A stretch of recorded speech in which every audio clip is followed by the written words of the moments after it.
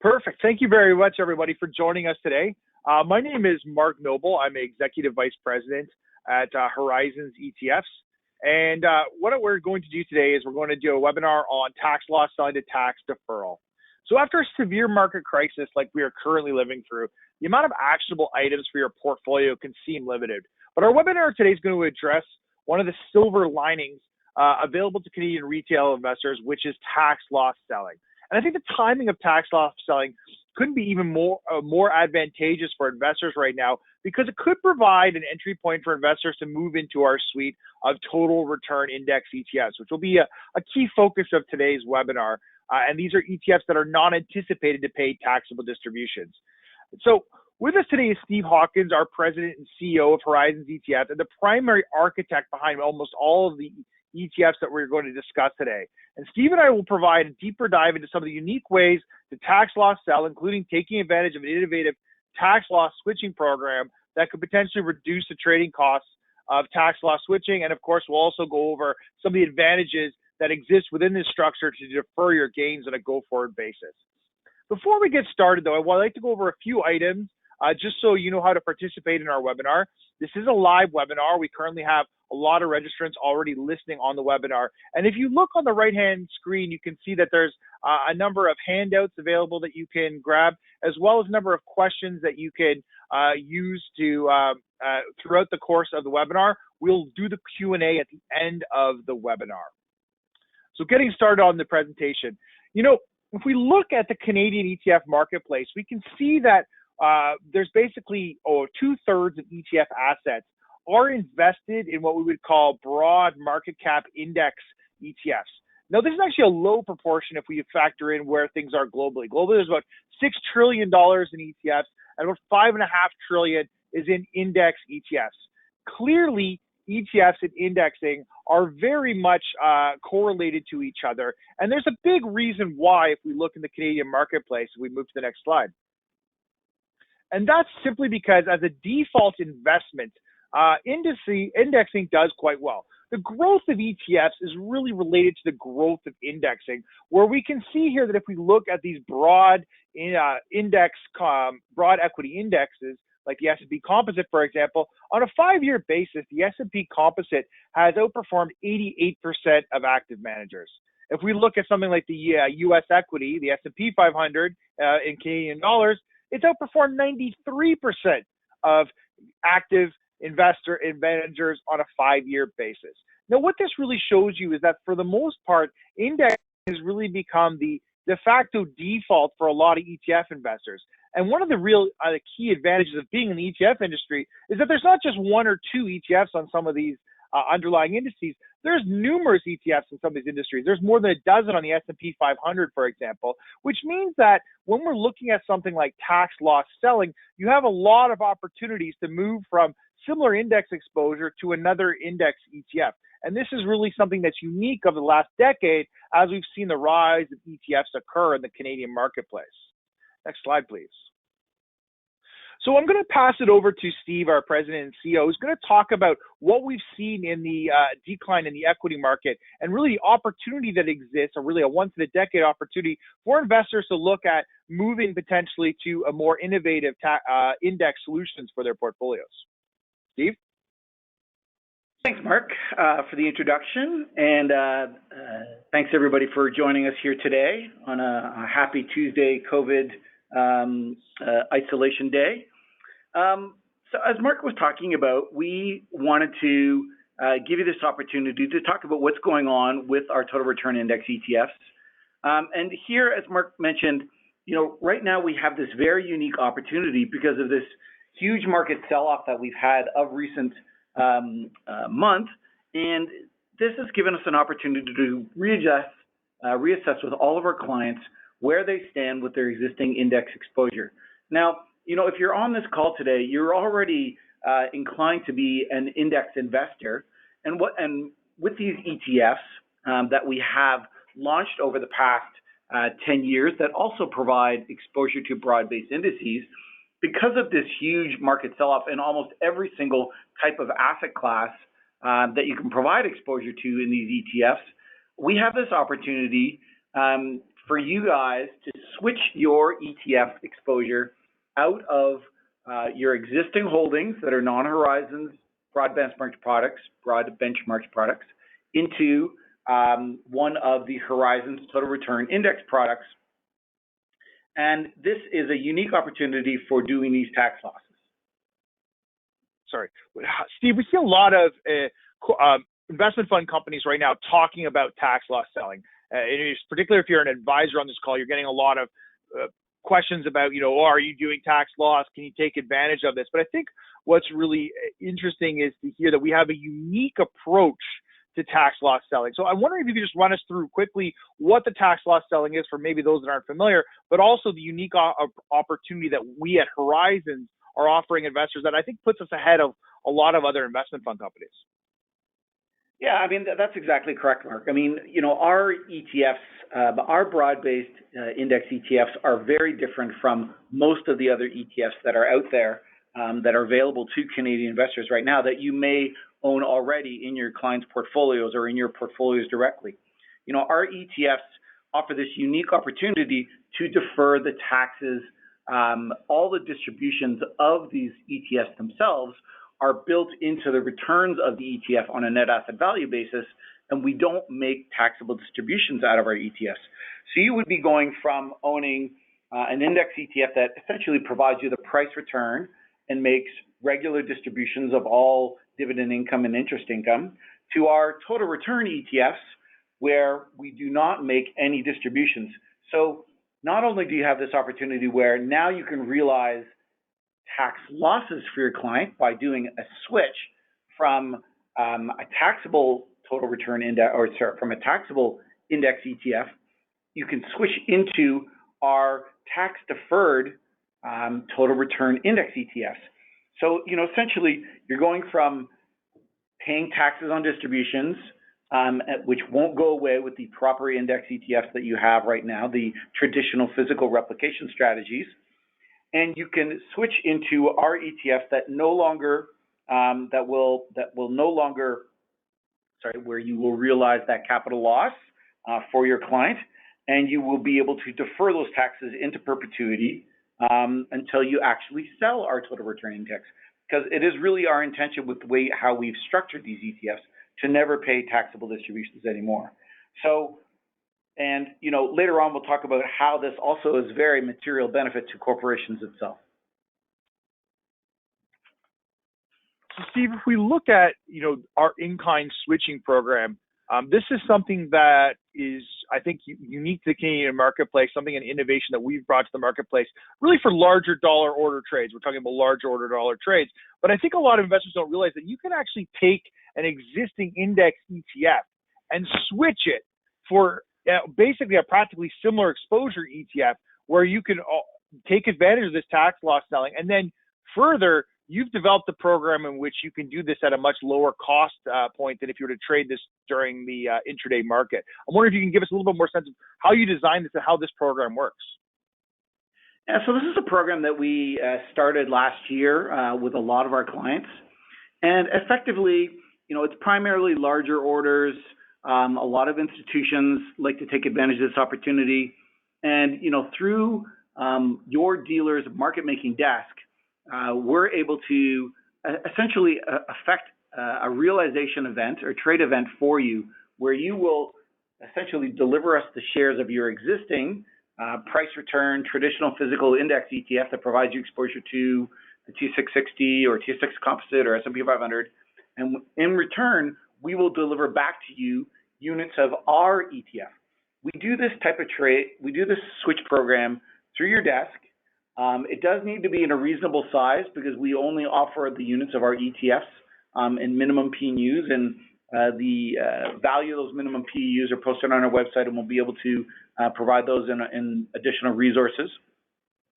Also on the resources for this webinar and on our website is a full list of all ETFs that we're looking at trying to, that we will allow you to do in-kind switches for between our ETFs. And, this in-kind switch program saves you a lot of money. And why it does that is because we're doing this transaction on a NAV over NAV basis. So we have the market makers that are effectively helping you switch the trade, not in the presence of the existing marketplace. You're not taking any market risk during the execution of this trade, because you simply have the exposure of your old ETF up until 4 p.m. that day. And then as of 4 p.m. that day, you have exposure of your new ETF that provides you exact same exposure to that underlying index. And the one very key point with respect to this switch process is you're delivering us trust units of an existing traditional physical index replication ETF, and we're delivering you shares of our Horizons ETF Corp, which provide you exposure to that same underlying exposure index, but now it's a brand new security, and you're moving from a trust to a corp. And based on all of the information that we have available to us, we believe that this realization event, this is a taxable event.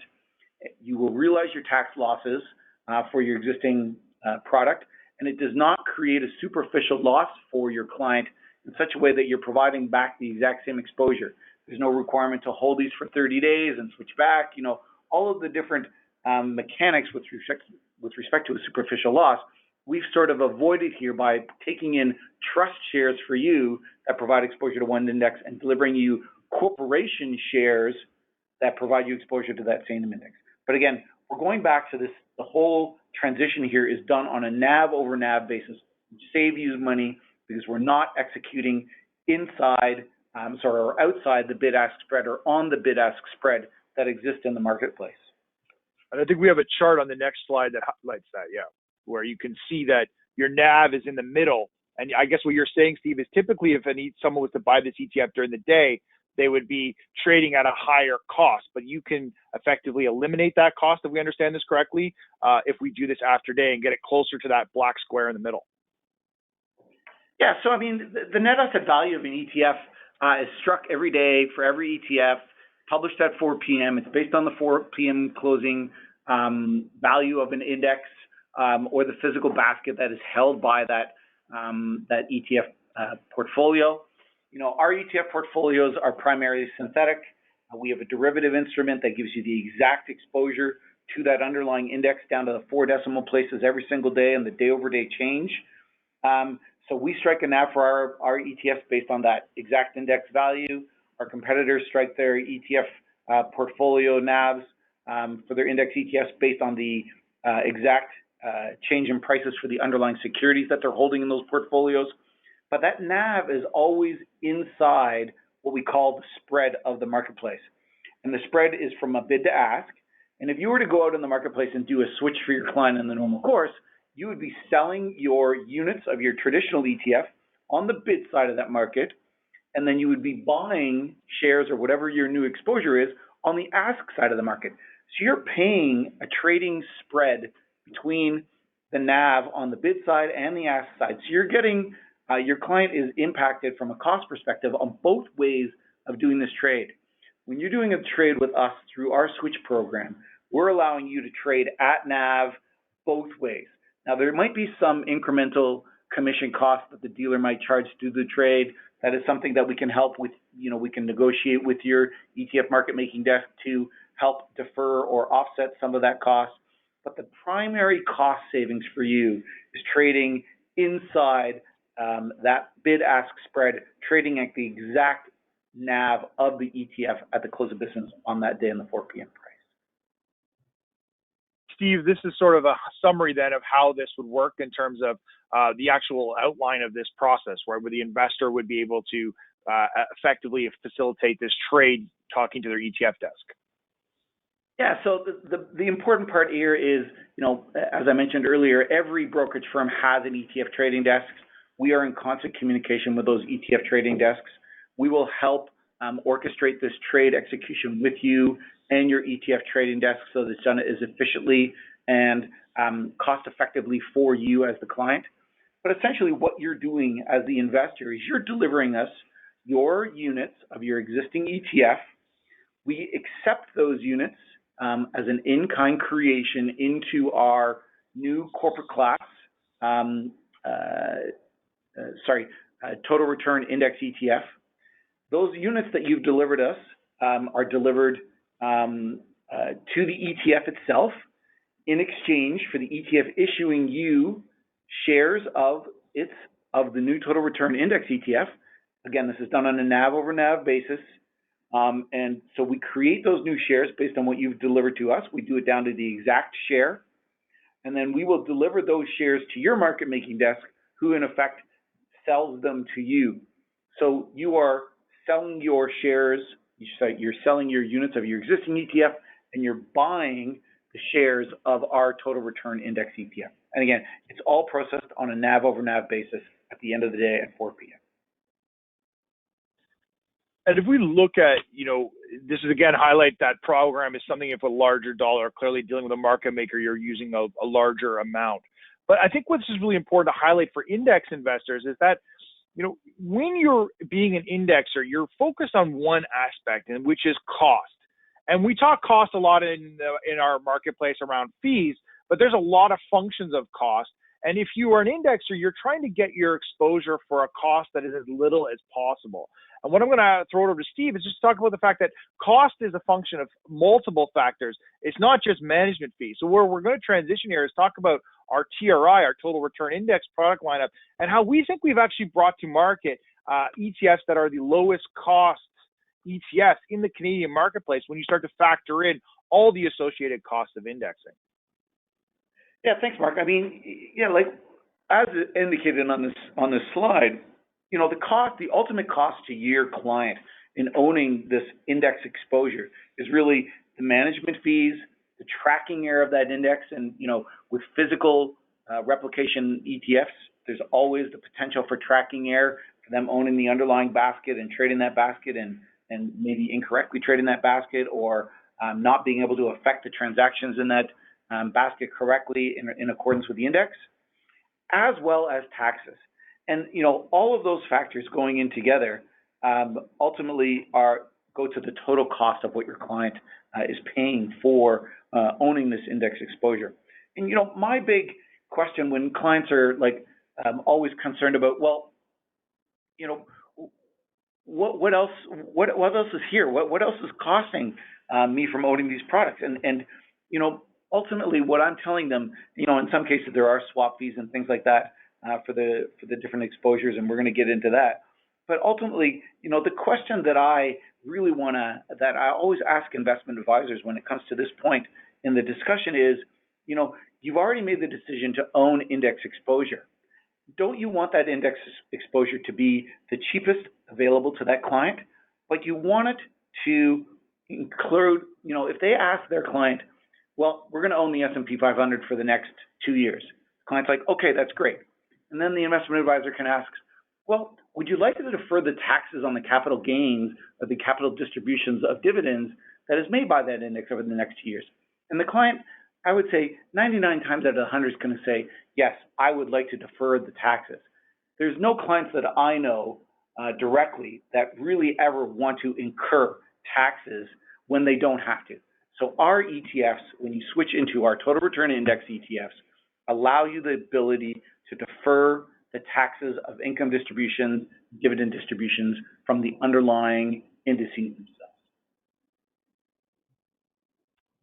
I was on mute there. Sorry, I was just saying, Steve, that this isn't a fly-by-night operation. We've been running this structure now for more than a decade, and so this structure is, you're going to get into explaining the structure, Steve, but this is something that's very well established in terms of the fact that we can reduce costs by using a slightly different structure than what's existed, and for more than a decade, we've been able to do so successfully.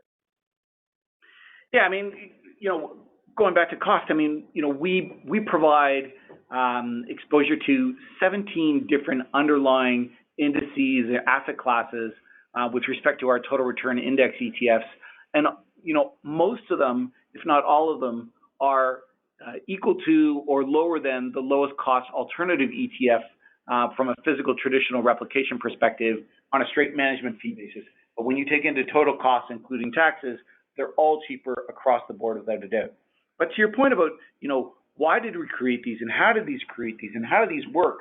In simplistic form, we took a structure that for everybody's understanding, we created our Beta Pro lineup of ETFs. That was our roots, from our original ETFs perspective.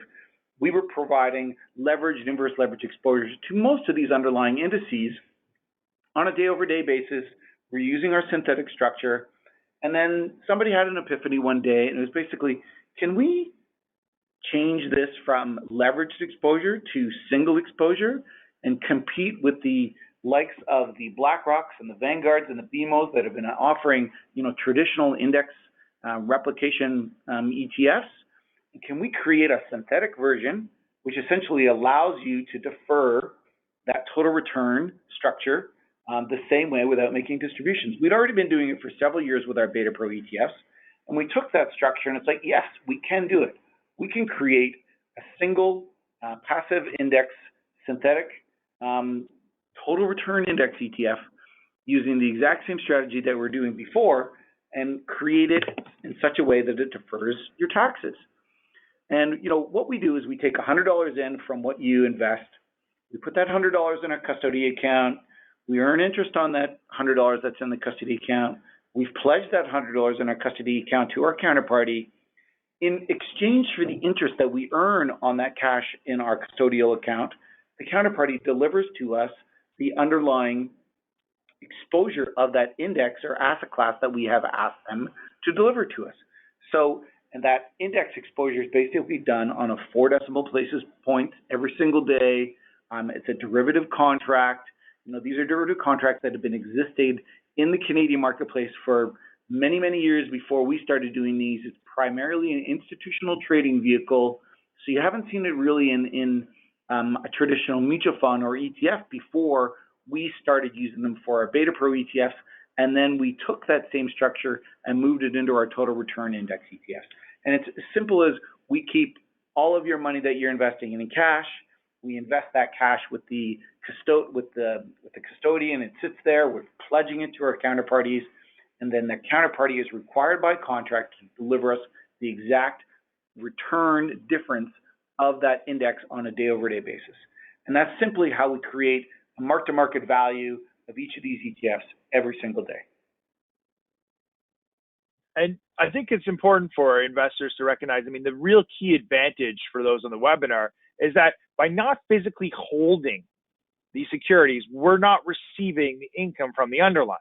So with a traditional fund, whether it's a mutual fund or an ETF, if it physically holds securities and they pay a dividend, for example, then or they pay another type of income distribution, whether you reinvest that distribution or not, you're going to have to pay tax on it at the end of the year. And that creates a performance drag, obviously, because you're going to have to pay tax and it comes out of the fund.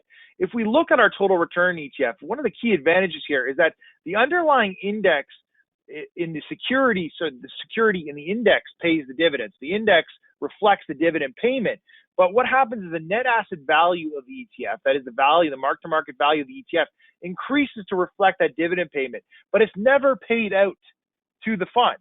And therefore, as a result, you're not expected to pay tax on that until you sell the ETF, in which case it would be a capital gain or capital loss if you're in a loss position. Certainly, we're talking a lot about losses today. And of course, if you understand taxation, you know that capital gains tax is much more tax efficient than dividends and income. But even more powerful is you get the compounding effect of always having those distributions reflected in the portfolio and compounding as the market rises. So we think it's really a huge benefit, potentially the biggest benefit of this suite of ETFs.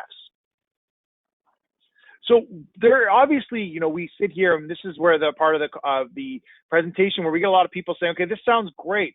Why isn't everybody doing this? And I know when Steve was structuring this, he had to make a key risk-reward trade-off in terms of we get these benefits, but certainly they do come with risks. And Steve, I'm just wondering if you could highlight some of the risks that exist with this, because there is no free lunch in investing, and we think this is a great risk-reward trade-off, but we'd be remiss not to talk about some of those risks. Yeah, thanks, Mark. There are a couple of key risks with these structures, which are different than, traditionally holding the physical portfolio. But there is significant risk rewards for us.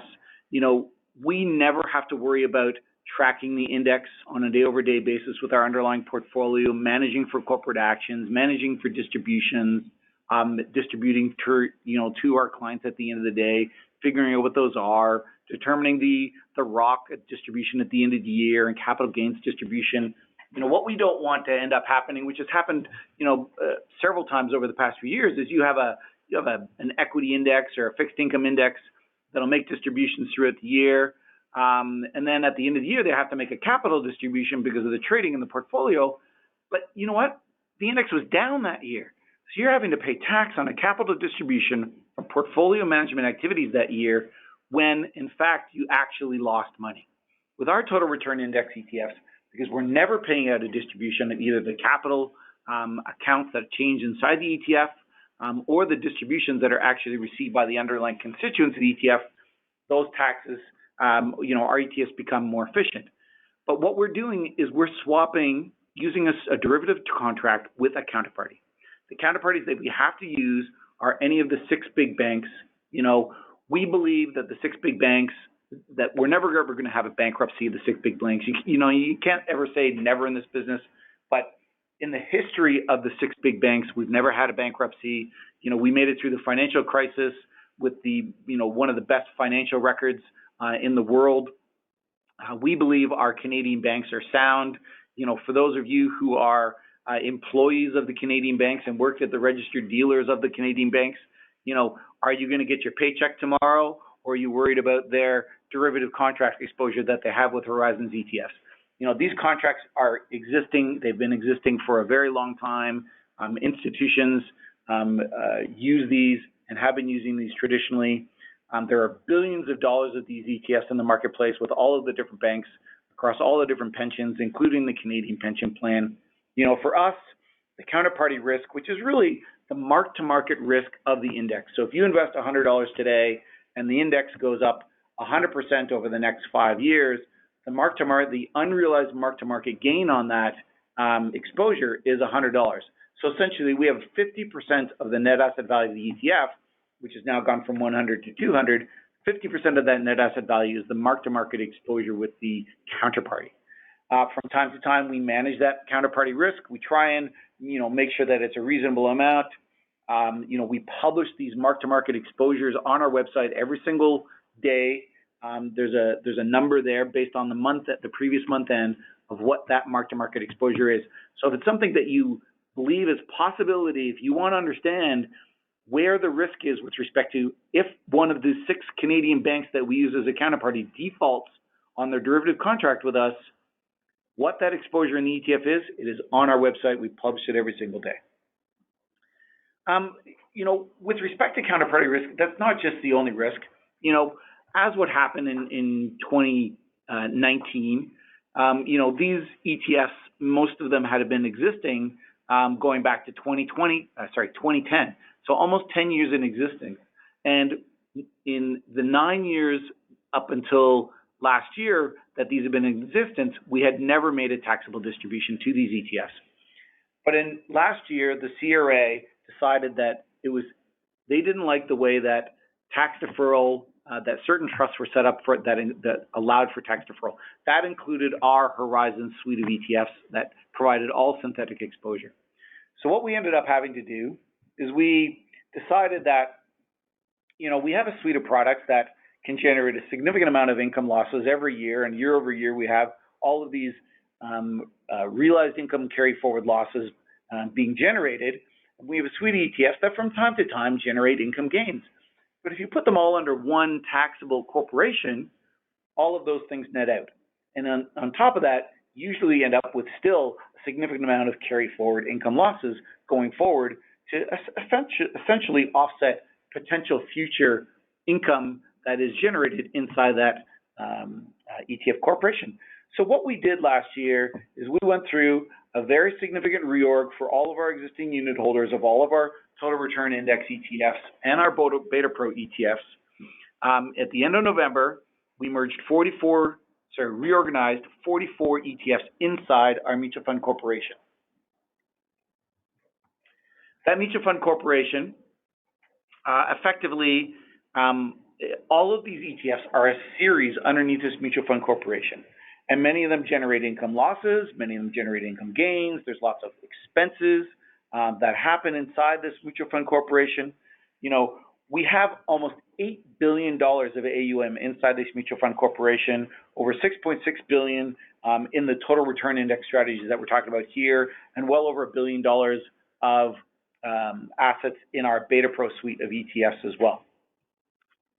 If the CRA decides at some point in time they want to, try and attack tax deferral again, the really very interesting thing and unique thing about Horizons and our mutual fund corporation is our assets are set up in these mutual fund corps that is the exact same setup from a tax perspective as all of the other mutual fund corporations that the banks have. So every single bank has a big mutual fund corporation. Most of the big asset managers have a mutual fund corporation. These mutual fund corporations have existed for over 30 years.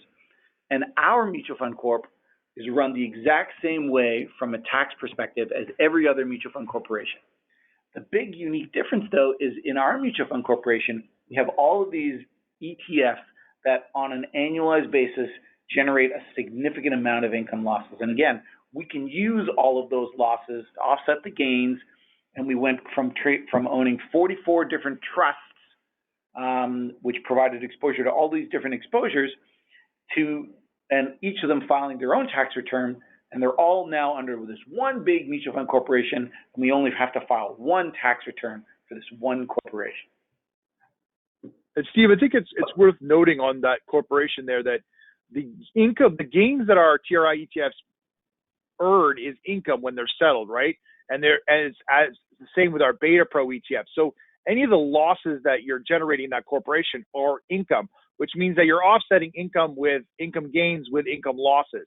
And I think people on the call maybe need to understand that one of the big trade-offs with our ETFs is that they are, when we settle them, they're income, which is why the CRA is okay with that structure. They're going to be paid income. But what I believe I understand what you're saying here is what we've done is by amalgamating everything in that one corporation, we now can take those income losses and offset them against the gains. Yeah, it's not just that they're the income losses, Mark. These are the best income losses because these income losses can basically offset any other possible taxable liability that is generated by the corporation, whether it be capital gains and other ordinary distributions that are received by the corporation, as well as, you said, income gains that are potentially generated from downsizes of our total return index ETFs. Most of our total return index ETFs just receive money into them. They get money in. So we don't really have a lot of downsizes. From time to time, people sell their ETFs, but that doesn't mean necessarily that we have to actually realize income or that mark-to-market gain when you sell your ETF, because we have a very interesting proprietary process where we manage all of the income that we would potentially generate from the derivative contracts that we have in the portfolio, as well as all the income losses that we could potentially generate. So every single day, we have a group that has been doing this for over 12 years of going through all of the portfolio of assets that are inside the mutual fund corporation every single day, and sort of almost picking and choosing where we realize income gains, where we realize income losses, and primarily we are only generating income losses inside that mutual fund corporation. And now you're talking about the fact that, we've been talking about tax loss selling. Well, you've been doing that yourself. Well, we have been doing that ourselves corporately where, we're mentioning to people that they can take advantage of this market condition. And now that you have this corporate structure, you've been doing the same with our full suite of derivatives-based ETFs.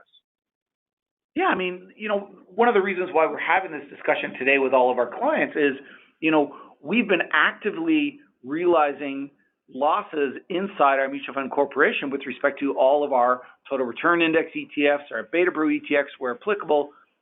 If they have unrealized, so basically a mark-to-market loss on them, that's something that we can manage inside the mutual fund corporation and we can realize on that. And, to date, since we have launched this corporation at the end of November last year, we've been able to generate over $2 billion of carry-forward income losses that we can use to offset future income gain and ensure the tax efficiency of this ETF into the foreseeable future. Now, we can't guarantee that there won't be any income distributions or out of this corporation inside some of the individual series of shares which apply to your indices, but this corporation itself is extremely tax efficient. And with this significant amount of income losses that we were able to bring inside the corporation, that we're able to manage on a regular day-to-day basis with our operations. We do not foresee distributions into the future from our mutual fund corp. So you have $2 billion roughly of carry forward losses now that can be used for the foreseeable future. That's, I think most people would be shocked to hear about that number. Yeah, it's a great number. It has provided us a significant amount of breathing room with respect to concerns about any potential tax liability in the future for this mutual fund corporation, because this is in addition to the fact that on a regular annual basis, we're generating hundreds of millions of income losses normally just through the day-to-day operations of our Beta Pro ETFs. And then from that, again, going back to, we had leveraged TSX 60, both positive and negative. And from that, what we did was we created HXT, Mark. Yep. And HXT has been our longest standing ETF. We consider this our flagship ETF in this particular suite because we've been running it now for almost 10 years. You can see the inception date was September 14, 2010. And HXT is the lowest cost Canadian equity ETF in the world. It offers the exact same S&P TSX 60 exposure as the XIU, the iShares S&P TSX 60 Index ETF. However, that ETF is 15 basis points and we're 3. But what we're really going to do now is we're going to talk about where the rubber hits the road in terms of some of the product offerings we have here. And we're going to use the Canadian equity example and show you just exactly how powerful now the fact this tax deferral benefit and these cost benefits can be. As Steve highlighted, the fee is already really low on these ETFs because of the fact that there's advantages on the counterparties of our swap contracts. But we also have some significant tax advantages in terms of offering the S&P TSX 60 exposure. And then, of course, I believe, Steve, we also launched the S&P TSX Composite Index. And since we launched HXT, we've seen actually a lot more money move towards the S&P Composite Index as an alternative. I think, Steve, you were really excited that we were able to get this particular license over the last little while. Yeah, I mean, our competitors, BlackRock and BMO, created ZCN and XIC many years ago based off this index. We had a very difficult time trying to obtain this index from S&P for quite a number of years. And then last year, sort of the leash came off, and we were able to create our S&P TSX Composite Index ETF. And this is where we have seen a lot, as Mark said, a lot of flows into Canadian equity have gone into this broader-based, more multi-capitalization Canadian equity index, the S&P TSX Composite. So we created HXCN, which again has the exact same management fee as our competitors and does not have any swap fee. With the Canadian equities, the really good thing with how we were able to set up these ETFs is we do not have any swap fees. So the management fee is exactly what it is you see. And that said, Mark, how do you explain what is the real tax savings to a client when you're looking at one of these ETFs? I think you spend a lot of time on the advisors, on the phone with the advisors, really explaining the practical tax benefit to these clients. Right. And if you move to the next slide, Steve, both advisors and investors, we talk a lot about this. And I think it's interesting that when you look at Canadian equities, we always talk about the advantages of the fact that if they pay out dividends, those dividends are Canadian eligible dividends, and we view them as being very tax efficient. But even still, in a world where we're talking about ETFs that are 5 basis points and 3 basis points, the real savings on these ETFs comes from the tax. So in this example here, what I've got is a physically replicated Canadian equity ETF. This could be XIC versus HXCN, or this could be XIU versus HXT. It doesn't really matter what the market return is because I know that my index exposure is the same with those competitor ETFs. Now, right now, the net dividend that's being earned on those indices is somewhere between 3 and 4%. I think on the composite, it's above 4%. But for this example, what I do is I just take the 3% dividend yield on an annual basis, a very simple tax mathematical example, where if I had a $100,000 investment and I held this for a year, well, intuitively, I would earn $103,000. That would be my pre-tax portfolio value. However, as I highlighted earlier, you're going to have to pay tax on those dividends if you hold this in a non-registered or taxable account.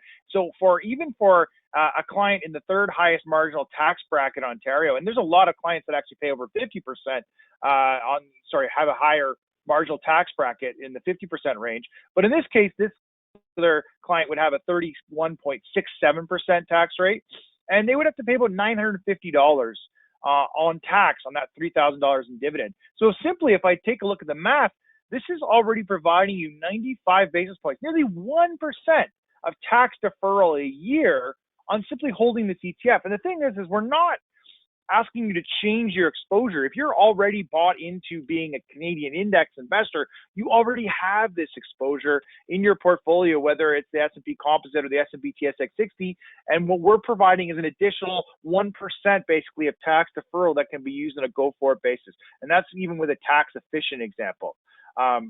Move to the next slide.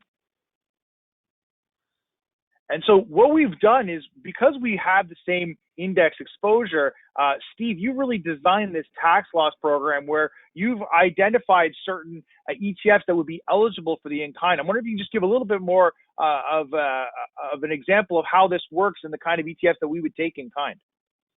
Yeah, so what we're actually looking at, Mark, is really, indices that are very, very comparable to the existing ETFs that we have, so that we don't have to modify the baskets too much.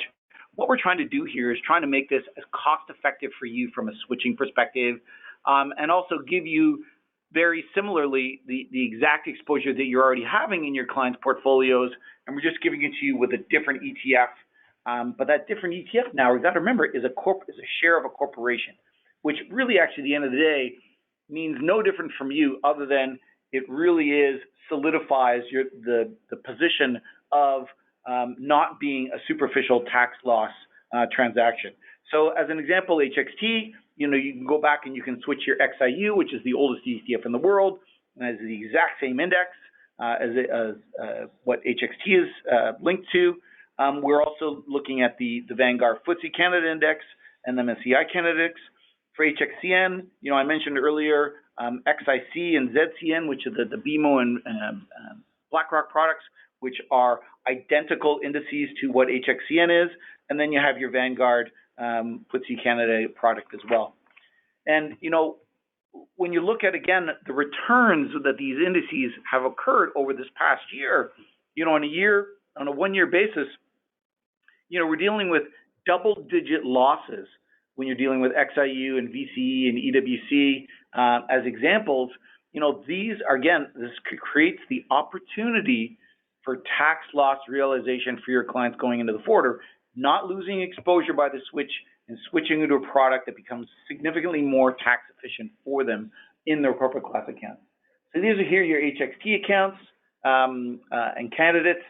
And HXCN, again, similar, look, 1 year returns of XIC, ZCN, VCN in the double digits again. So you're able to basically offset all of those, when you bought those previous ETFs and looking at the price and looking at the return, you're able to realize potential tax losses and switching into our ETFs. And, these ETFs are not the only thing, Canadian equity isn't the only thing that we've been able to structure these ETFs around. We also found that there's even greater benefits when you're looking at other exposures like U.S. equities. Mark, do you want to tell us a little bit about how we've done that? Yeah, I think we like to joke, Steve, that we have the most expensive S&P 500 index fund in North America, which is kind of funny when you hear an ETF provider saying that. But what you'll see here is we do offer one of the many S&P 500 index strategies available to Canadian investors, but ours is very different in that it uses the total return index structure. But in order for us to do it on a U.S. equity basis for the S&P 500, we actually need to charge a swap fee on these. So the total cost of this ETF is 40 basis points. Now, keep in mind, you could buy an ETF like VOO in the United States, which is the Vanguard ETF, which would be 3 basis points. So or in Canada, you can buy most of the products in and around the 8 to 10 basis point range. So why would we be effectively charging 30 basis points of additional cost? And well, it's because of the tax efficiency. Next slide, please. So we have the S&P 500 non-currency hedge, and that's over $1 billion now. That's actually one of our largest ETFs, despite having the large cost. And then we also have it available in a hedged version because we know a lot of Canadians like to hedge. But the point is that the reason it's expensive is because the dividend taxes are even more expensive.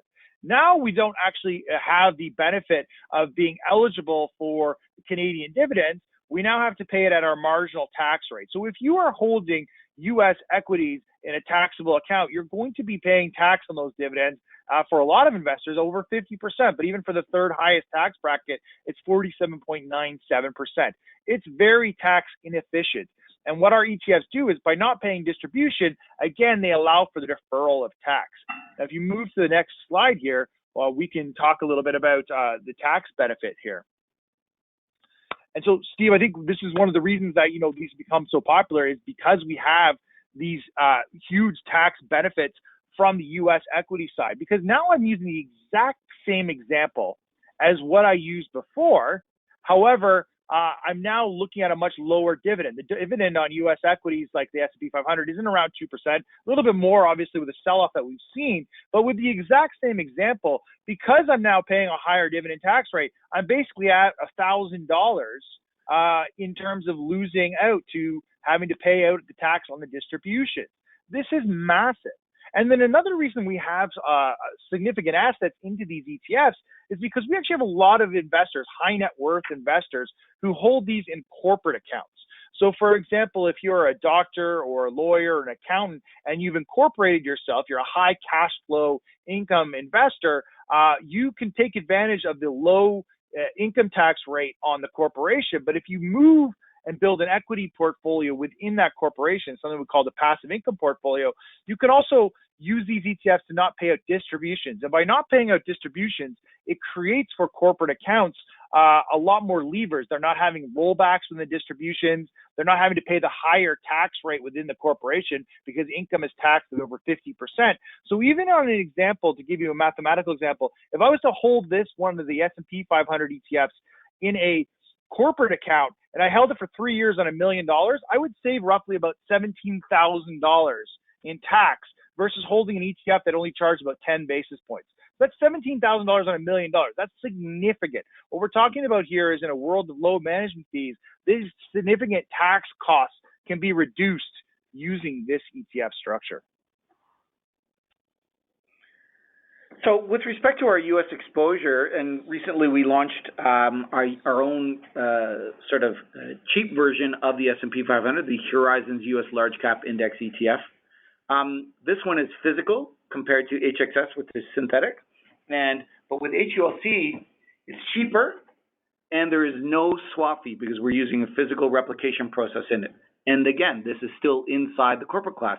With HXS, if you need the brand of S&P 500, and people have always traditionally defaulted to SPY, the largest ETF in the world. If you still need to own S&P 500 exactly, and you want it synthetic, you don't want to ever take any tracking error risk, you can deliver us your S&P 500 ETF, and we will give you HXS, the exact same underlying exposure. HULC is a very, very simplified version of S&P 500, just owns the 500 U.S. largest stocks. We're just able to provide it at a lot cheaper price without a swap fee. We also have hedged S&P 500, as Mark mentioned, and we also created the Nasdaq 100 ETF. We'll take your QQQs if you want to, which is one of the largest ETFs that provide exposure to the Nasdaq 100, as well as the Canadian versions from iShares and BMO, the XQQ and ZQQ. We recapped already other Canadian exposures. We have our high dividend exposure, which is the highest, which is the cheapest Canadian high dividend equity ETF in Canada as well, at 10 basis points, and again, no swap fee. Lots of different candidates there. But one of the things that we've also found is this is not just applicable to equity securities and U.S. equity securities or foreign equity securities. We can also apply this against fixed income. Mark, do you want to tell us a little bit about that? Fastest growing ETF this year has been our Horizons Canadian Select Universe Bond ETF, HBB, which is now has an asset under management of $1.4 billion. And I think that's because we've seen a big movement towards fixed income. But I think, Steve, even versus our other strategies, fixed income really benefits from this underlying structure. And you know, some of the primary candidates that we can take into receive from you from an InKind switch into HPB, which is our Canadian aggregate bond, our XPB, ZAG, one of the biggest ETFs in Canada, VAB, and QAB. These are all index ETFs that basically provide exposure to a very, very comparable Canadian aggregate bond index. You know, the really, really cool thing about HPB, though, is when you traditionally own one of these physical replication ETFs, this ETF is sitting in your client statement, they make regular distributions, you get that income in, but the ETF sits on the book and always shows up as red because the net asset value per share of that ETF, usually at month end and year end, is always going to be below the cost when you got it because it's primarily distributing most of its income, and there's not a lot of positive return that comes out of the Canadian bond market itself generally. Over time, with HPB, you never have to really worry about the Canadian bond market going down and creating a red line on your client's portfolio, which you have to explain to your client. HPB generally always shows up as green because the income that is being generated by the underlying index accrues to the net asset value. Thus, the net asset value always goes up and accretes over time, compounds with that interest income, which accrues every single day into the net asset value. So we see this wonderful side effect of HPB being the green line in your client's portfolio rather than a red line that you have to explain. And Mark, what else do we have from a tax loss candidate out there perspective? Sorry, in terms of what, Steve? What else do we have in terms of tax loss? I mean, we have preferred shares. Obviously, has been a big candidate that we've seen move into the marketplace. We have the real estate. But, you know, Steve, I think we're kind of getting towards the end of the hour here, looking to move towards a Q&A because we have absolute influx of questions. And I'm wondering if I could maybe transition to some questions because some of them are very pertinent to what we've been looking at in terms of, you know, people having a few more questions for clarification on some of the things that we've talked about. So I want to make sure that we're able to hit that before the hour's up, if that's okay with you.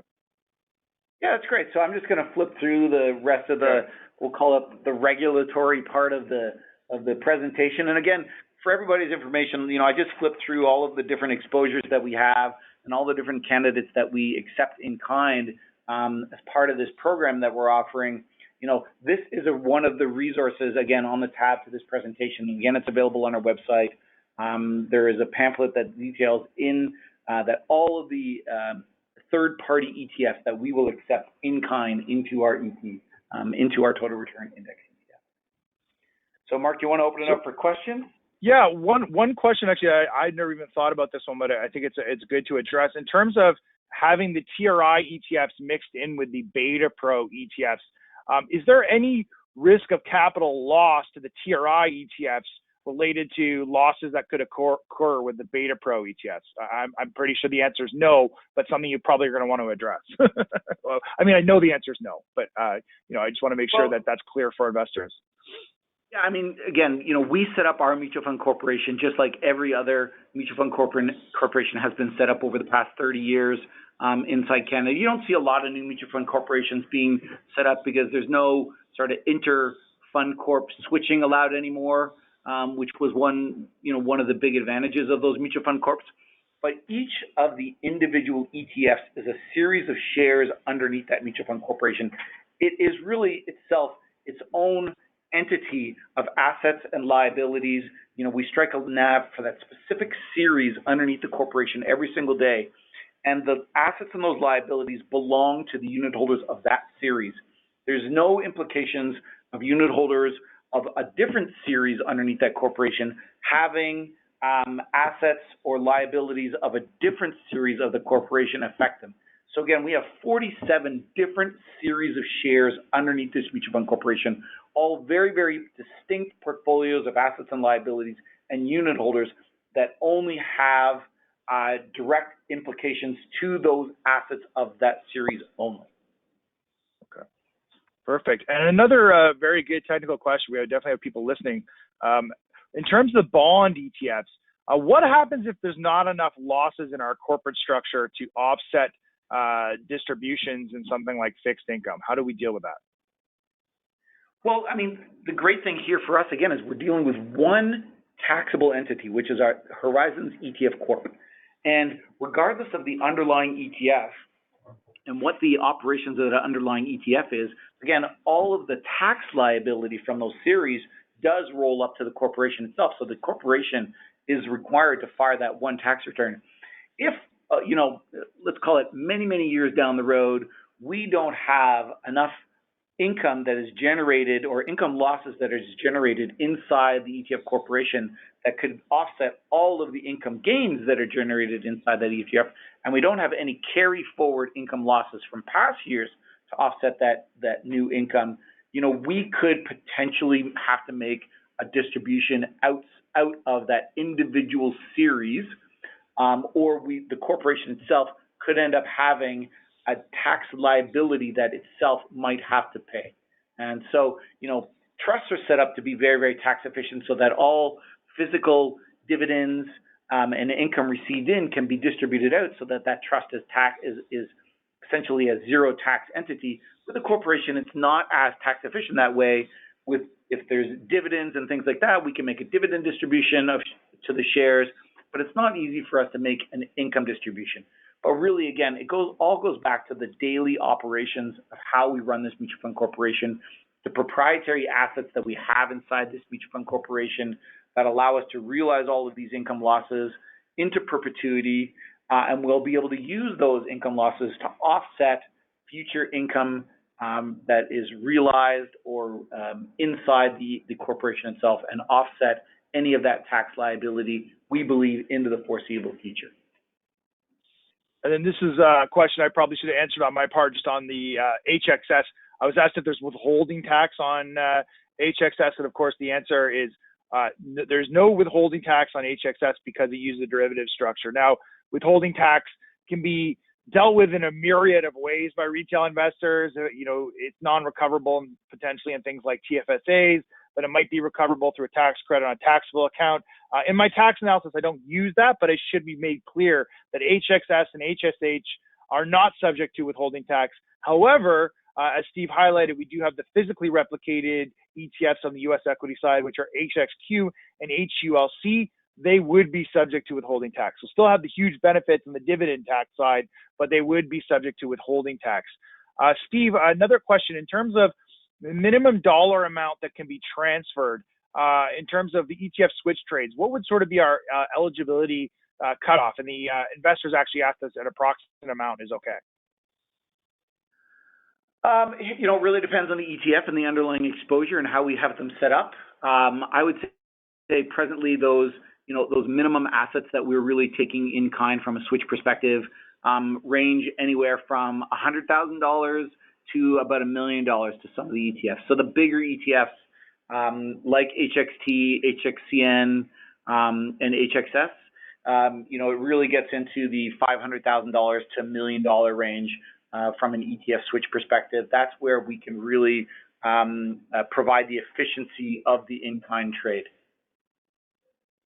And then I think we have time for one more question, and the question is just in terms of other asset classes we'd be looking to the structure. We have someone who would really like us to put HMMJ in the structure, but this is something we will continue to examine, new products potentially to put into the structure.